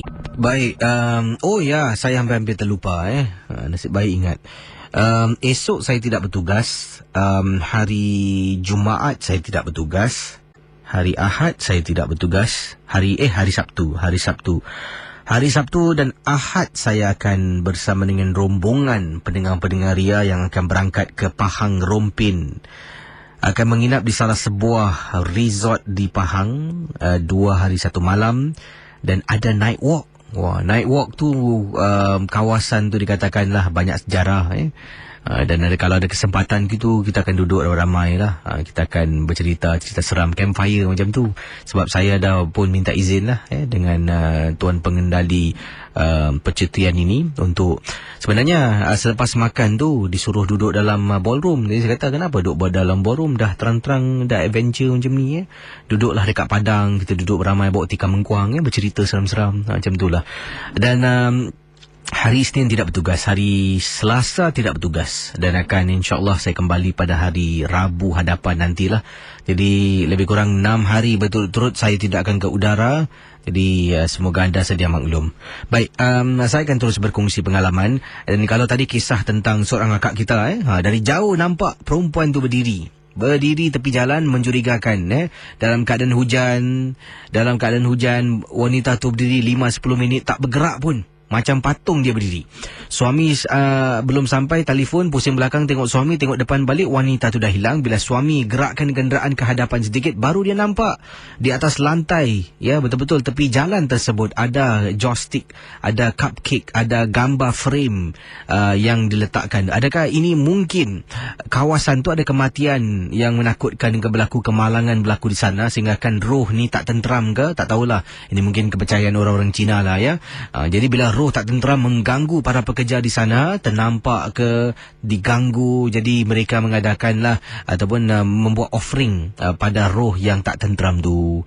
Jadi itulah kisah yang diketengahkan oleh pendengar kita. Baik, yang lain-lain juga di sini. Kisi tak berani nak extend pukul 3 pagi, kira overtime. Boleh claim dengan San Salih apa? Cakap senang. Salam kopi Halia. Terima kasih pendengar-pendengar yang lain berkongsi pengalaman. Terima kasih banyak ni. Ada daripada Aaron, katanya Assalamualaikum Kisi. Waalaikumsalam. Saya ada sebuah pengalaman seram yang berlaku di Woodlands. Katanya di sebuah semak samun di sebelah street soccer court ni. Waktu kejadian itu berlaku, saya dengan adik saya sedang mengayuh basikal. Waktu pulang ke rumah dari kedai dalam pukul 1.30 pagi lah. Waktu tu kejadian sangat sunyi. Katanya keadaannya sangat sunyi sampai tidak kelihatan sesiapa pun. Tiba-tiba saya dan adik saya terdengar suara seorang perempuan mengilai sangat kuat, Kisi, dan nyaring dari belakang kami. Alangkah terperanjatnya kami ternampak macam ada seorang gadis lah seperti makhluk ni. Katanya Cik Pun sedang terbang di kawasan itu. Saya kayuh dengan cepat sambil kami baca apa yang kami tahu. Apabila adik saya hendak toleh untuk melihatnya, sedang menyangkung di bawah pohon yang tebal. Alhamdulillah Kisi, saya dengan adik saya pulang dengan selamat. Dari hari itu saya dengan adik saya sudah serik untuk keluar waktu malam. Ya ke serik? Yang ini kiriman-kiriman yang lain saya akan bacakan. Ada kata Casey, wah nak kirimkan gambar air stewardess yang lawa tu, boleh juga Casey, saya nak tengok. Mana boleh Kalau dah kirimkan gambar tu orang dah kenal, itu kan mengaibkan orang, tak boleh lah. Setakat berkongsi tahu tak apa. Asalkan kita tak tahu siapa orangnya, sudahlah ya. Terima kasih Adakah patut dia nak suruh saya tengok gambar Nanti Casey tengok mesti Casey terpikat. Tak boleh setia pada yang satu. Baik, saya akan terus berkongsi pengalaman anda. Yang ini daripada ini dia. Katanya Kak Kamariah, Casey, mak kakak ni dari tadi suruh SMS Casey, tolong bacakan. Mak kakak ada pengalaman Casey. Orang-orang tua ni memang dahulu dia tinggal di salah sebuah kampung dekat Gelang Serai, dan pengalaman yang menyeramkan ini berlaku ketika mak sedang jemur pakaian selepas sembayang ataupun solat maghrib lah.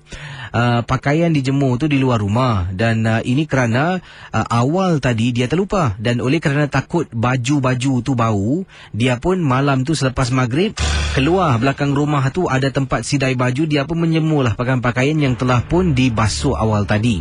Sedang dia jemur pakaian, dia terdengar Casey bunyi pss, pss. Jadi mak kakak waktu itu pusing tengok sekelilingnya. Pada mulanya dia fikirkan ayah lah yang memanggilnya, tapi bila tengok di kawasan rumah tidak ada orang pun, dia teruskan menjemur pakaian lagi. Kemudian pss, pss. Jadi akhirnya mak kakak Casey adalah sedikit yang dia belajar. Dia pejamkan mata, dia baca surah Al-Baqarah. Kemudian dia buka mata, dengan izin Allah katanya, tolonglah nampakkan apa yang terselindung. Casey nak tahu tak apa yang mak kakak nampak? Betul-betul dekat atas pokok rambutan Casey, ada macam lembaga berkepala besar sedang memerhatikan dia. Punyalah terperanjat mak kakak bila nampak benda tu. Ini pertama kali Casey ternampak makhluk sedemikian hodoh. Jadi mak pun tinggalkan pakaian, dengan segera dia jemur, bakul pun tak angkat, masuk ke dalam rumah tercungap-cungap. Bapak tanya kenapa? Mak tak boleh cakap. Kemudian dia tutup pejam matanya, dia baca, buka mata, barulah dapat dia tenangkan fikiran.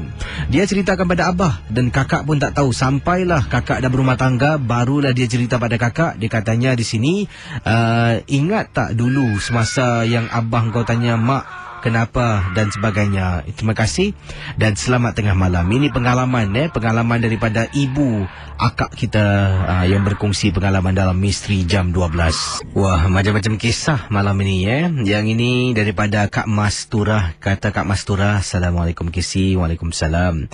Kakak ingin berkongsi lah Casey satu kisah ni. Dulu kakak tinggal rumah L. Okey.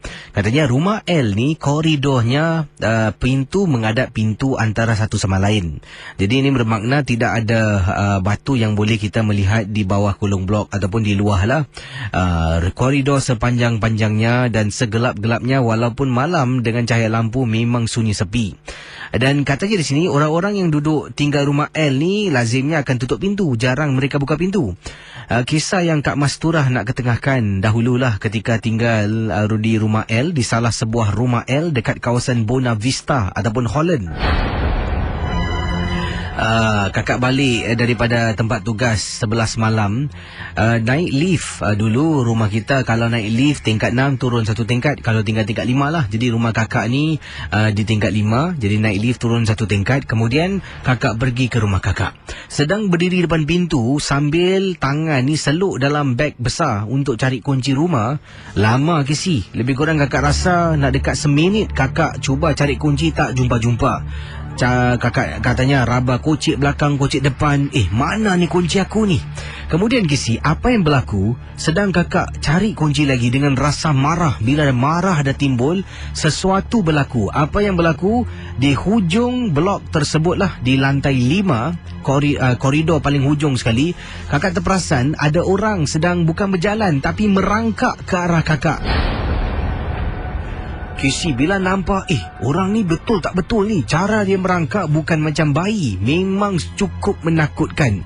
Makin lama makin dekat, makin lama makin laju. Kakak lebih pantas macam kilat lah.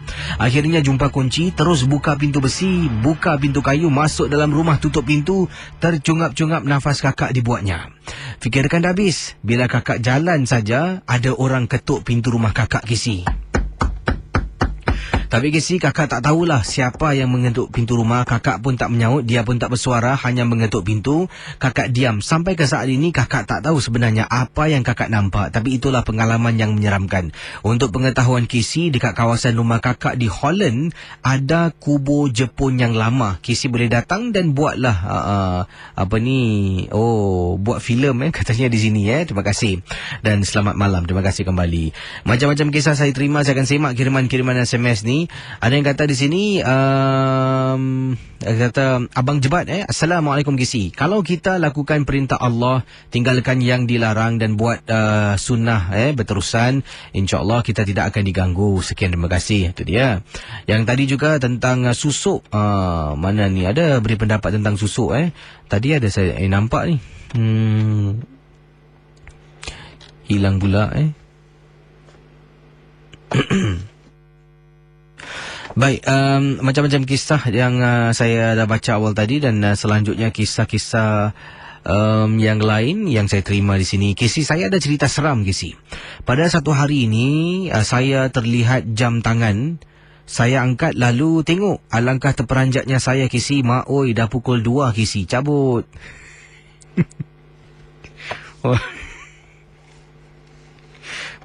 Makin kreatif timekeeper ni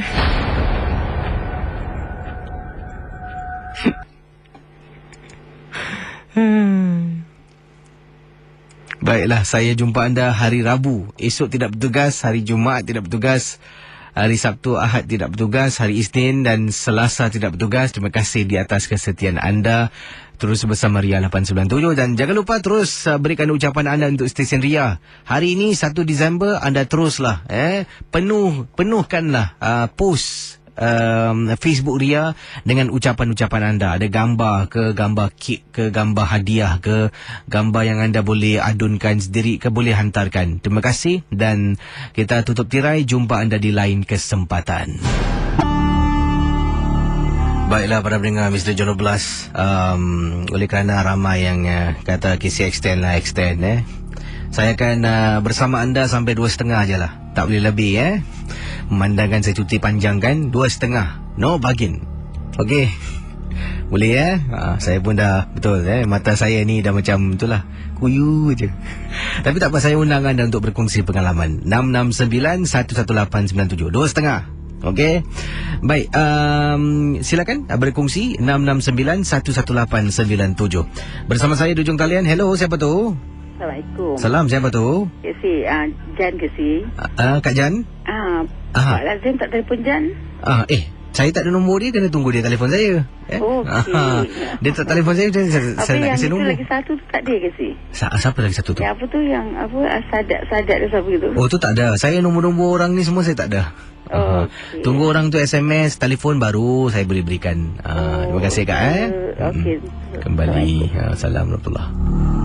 Saya kena marah. Kesian Kesi Ini kes kronik. 669-11897. Boleh extend macam ni lah, macam mana ni?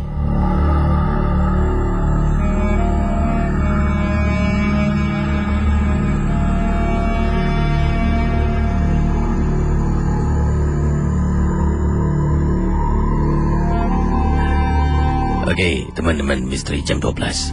Saya akan bacakan dahulu pengalaman selanjutnya ini dan nampaknya kiriman yang saya ingin bacakan, kiriman email datangnya daripada seorang pendengar. Namanya mana ni Ratnawati. Ni dia.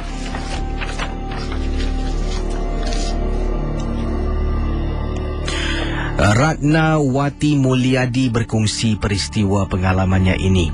Kata Ratnawati, pengalaman yang ingin diketengahkan. Oh, Ratnawati bukan orang Singapura, dari Pulau Batam.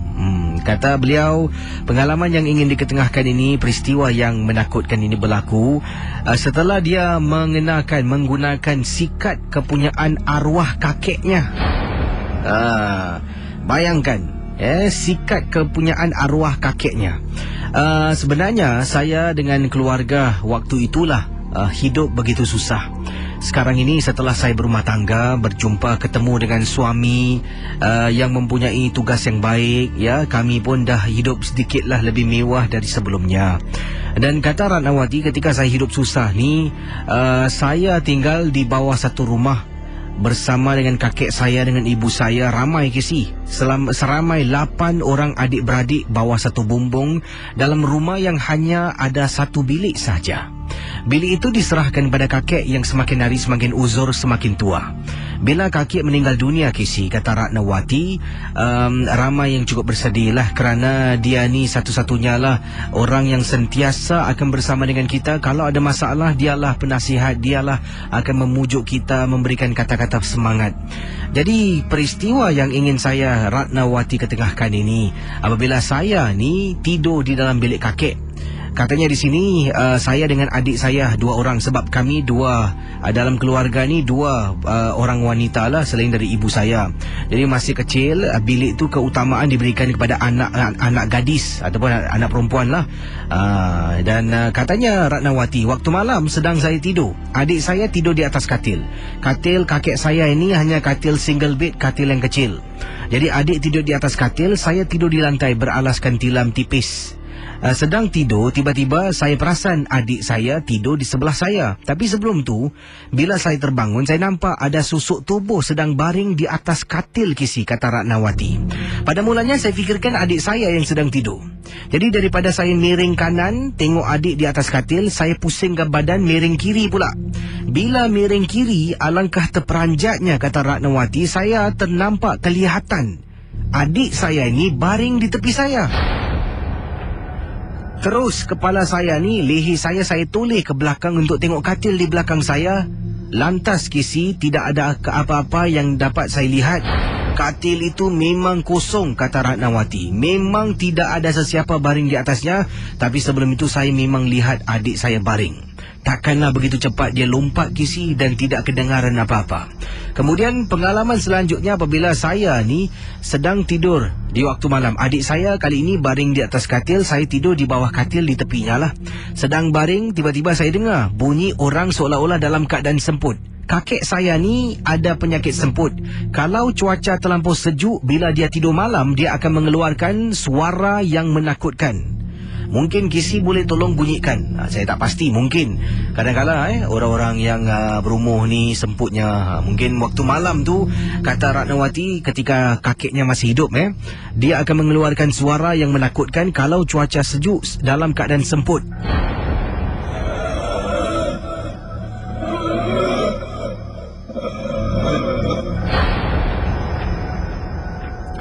Jadi malam tu, apabila saya tidur miring, badan saya tu di belakang saya adalah katil. Adik saya tidur atas katil. Saya dengar bunyian yang serupa dibuat oleh kakek saya. Apabila saya tolehkan kepala, tengok atas katil, alhamdulillah, kata Ratna, adik saya masih tidur. Saya pusingkan kepala saya, terperanjat, kisi, di bawah katil nampak kakek saya sedang baring. Saya lantas terpekik sekuat-kuatnya. Sampaikan adik saya terbangun, orang yang tidur di bahagian luar rumah terbangun terjaga dari tidurnya, masuk ke dalam bertanya dengan saya. Saya beritahu ibu dalam tangisan yang tak henti-henti. Akhirnya ibu telah pun mendapatkan bantuan seorang teman yang mahir membaca Al-Quran datang ke rumah dan membaca Al-Quran dari pagi sampai ke malam, 30 juz. Bayangkan para pendengar Misteri Jam 12. Setelah upacara bacaan Al-Quran 30 juz, dah tak ada gangguan lagi, kisi. Saya tidur dengan nyenyak dan adik-adik saya pun tidur dengan nyenyak. Terima kasih dan selamat tengah malam, kisi. Okey, kita bersama dengan pendengar kita di hujung talian. Hello, selamat pagi. Hello. Hello Ria, siapa tu? Bila saya tutup tirai, awak suruh extend. Bila saya extend, tak nak berbual. Hello.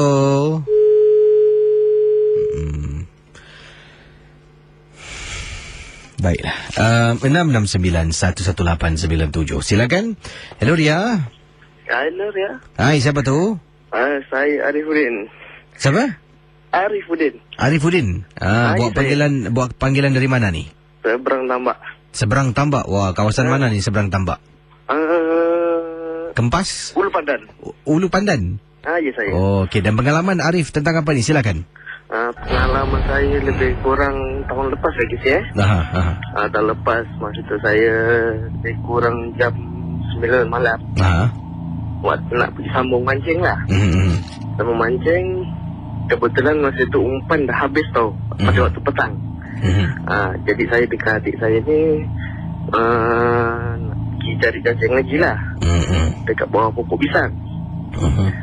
Dari jauh saya perasan tau dekat pokok pisang ni daun dia yang satu pelepah ni je bergoyang. Yang lain tak bergoyang tau. Jadi saya dengan adik saya ni buat tak tahu je lah. Terus pergi bawah pokok pisang ni. Daun pisang ni yang bergoyang ni makin lama makin tinggi, makin lama makin tinggi. Jadi dalam hati saya tawakal lah. Manusia ni makhluk paling sempurna. Jadi saya buat tak tahu, terus dia pergi bawah pokok pisang tu, dia terus terbang. Jadi ni berlaku di kawasan mana ni? Memang dekat dengan rumah, lebih kurang jarak dia 50 meter. Jadi pokok pisang tu sebesar-besarnya cuma satu pelepah yang bergerak tu cuma satu pelepah je yang bergerak. Dapat saya jerit-jerit tersikat kat bawah pokok tu. Itu dia peristiwa. Dan apa yang berlaku selepas tu? Tak ada apa. Masih nak hampirkan kat pokok pisang tu, memang ada pengemang jugalah sebelum dia terbang ni. Pengemang juga belum ramai. Lepas tu saya tawakal je lah. Saya tak kacau. Saya tak kacau dia pun tak kacau saya. Terima kasih. Nanti memang yang minta Allah lindungkan je lah. Terima kasih ya, sama-sama. Baik. Saya hampir terlupa. Awal tadi saya datang ke tempat tugas ni. Saya menaiki teksi. Kalau saya beritahu anda pun anda terkejut Saya menaiki teksi Malaysia. Betul, saya dari rumah ni naik teksi Malaysia. Teksi Malaysia pun bukan teksi Malaysia Pak Wanca dipanggil lah, macam tu lah. Ini sebab apa? Turun dari rumah tu, ibu saya baru balik shopping lah seberang tambak. Nampak ibu saya. Saya kata, bang, boleh bang hantar bang? Boleh, masuk. Boleh apa tak boleh pula, kau bayar je lah. Jadi cerita saya ni bila dalam kenderaan tu berbual-bual dengan abang memandu teksi tu. Dan kemudian dia mulalah buka cerita tu. Katanya di seberang, salah sebuah stesen radio di seberang, ada satu kejadian ni tentang satu segmen. Segmen ni seseorang ni meluahkan perasaan sedih. Perasaan sedih, kecewa lah. Itulah untuk luahkan perasaan sedih. Dan segmen ini berlaku di waktu malam selepas 12:30 malam. Jadi abang ni menceritakan pada saya, katanya ada seorang pemanggil telefon, menangis-nangis, minta maaf dengan mak, dengan bapa semua. Dan bila DJ tu tanya, nama penuh disebutkan. Dan katanya alamat pula, tinggal di mana. Jadi nak minta maaf betul-betul dengan ibu, dengan ayah semua. Jadi DJ tu pun teruskanlah dengan pemanggil-pemanggil berikutnya selanjutnya. Jawab panggilan itu, tanya ni. Tiba-tiba kata abang ni, ini kisah yang cukup popular lah. Ada seorang kakak ni telefon. Katanya, bang DJ, tadi yang telefon budak nama sekian-sekian ni, yang minta maaf ni, saya rasa tu adik saya. Macam adik saya. Tapi bang, adik saya dah meninggal. Jadi apa yang berlaku, DJ tu terkejut. Kemudian dia kata terima kasih ni on air tau, dia cakap. Letak telefon. Kemudian dalam saat-saat terakhir ini, saya jawab satu lagi pemanggil. Hello, siapa tu? Pemanggil yang tadi telefon tu kata nak minta maaf dengan keluarga. Yang kakak telefon pula kata dah meninggal. Abang, saya minta maaf. Saya tak ada niat nak takutkan abang, tapi saya dah mati. Itu dia kisah daripada saya lupa pula nak tanya nama abang yang kongsi dengan saya. Tapi betul, tadi saya pergi kerja. Betul. First time pergi kerja naik kereta Malaysia. Terima kasihlah. Dan dalam perjalanan tu dia kata, wah, teksi saya ni, Aaron Aziz pun dah naik lah. Bukan teksi, keretanya. Dia pandu kereta macam jeep besar lah. Besar jeep dia, betul. 8 orang boleh masuk. Jadi bayangkan, penyampai radio tu tiba-tiba dapat panggilan daripada seseorang ni menangis-nangis di telefon minta maaf dengan kakaknya, dengan ibunya. Kemudian selepas beberapa pemanggil main lagu semua, kakak dia pula telefon. Jodoh lah ketemu dengan DJ tu. Bang, tadi orang telefon ni adik saya rasa tu macam adik saya, tapi adik saya dah meninggal. Mungkin pelanduk dua serupa, tak pastilah. Tapi itulah pengalamannya. Yang hairan nak dekat tutup tu. Okey, pemanggilan terakhir 669-11897. Hello. Dia bercakap, minta maaf bang, bukan niat nak takutkan, memang saya dah mati. Saya dengar, janganlah kena pada saya. Kalau kena pada saya, pingsan saya dibuatnya. Baik, kita ke hujung talian. Mungkin pemanggil yang terakhir. Yes, 2:30 pagi saya akan tutup tirai. Saya extend untuk anda lah setengah jam. Tak apalah, memandangkan saya bercuti panjang ni kan. Baik, hello, selamat pagi. Hello, Casey. Hai, siapa tu? Saya Siti. Siti, buat panggilan dari mana Siti? Saya buat panggilan dari Tampines. Silakan Siti, pengalamannya. Aduh, Casey, pertama kali saya dapat get through after 1 year. Lama betul awak cuba setahun tahniah pada anda. Dan pengalaman Siti tentang apa Siti, silakan.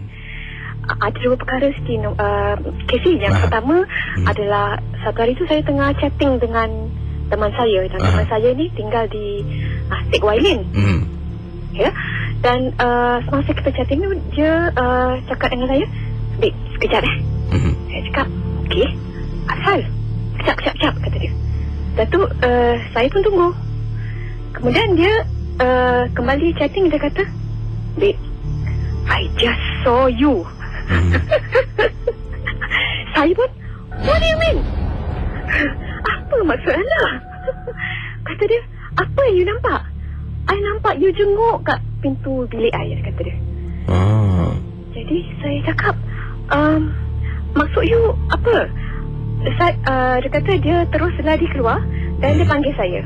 Kemudian dia nampak bayangan saya terus hilang.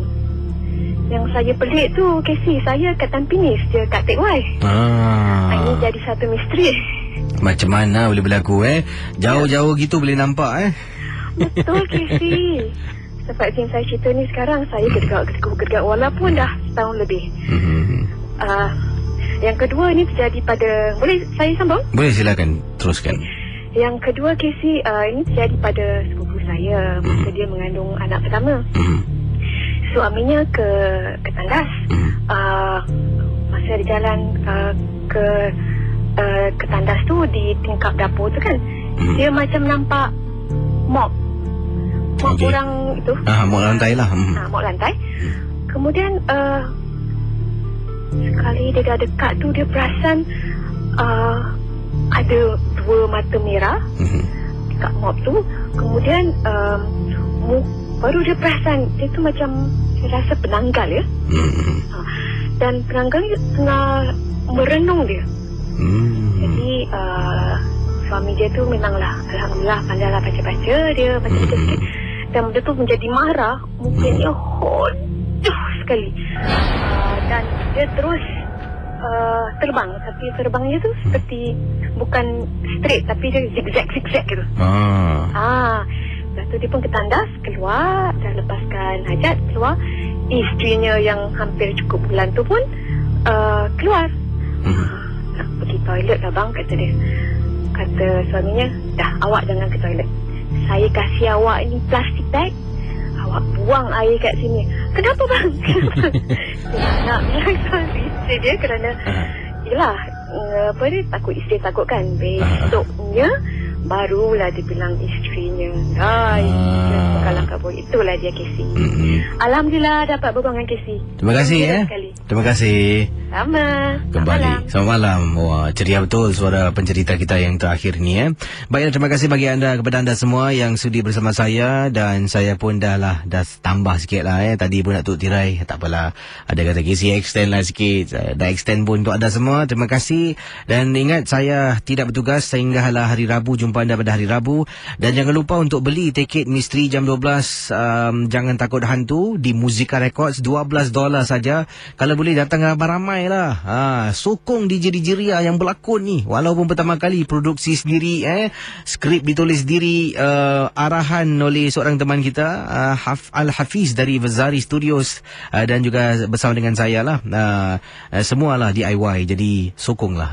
Oh betul, ada scene-scene yang baik. Jadi terima kasih. Jangan lupa beli tiket untuk MJ12 dan jangan lupa untuk ucapkan selamat hari lahir kepada Ria 897 FM yang menyambut ulang tahunnya pada hari ini 1 Disember 2011 yang ke-21 tahun. Jadi dilahirkan sejak tahun 1990 dan sekarang ini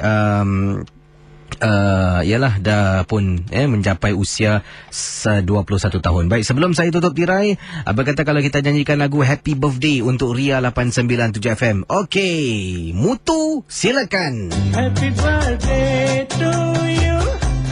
Happy birthday to you. Happy birthday to Jenny. Happy birthday to you.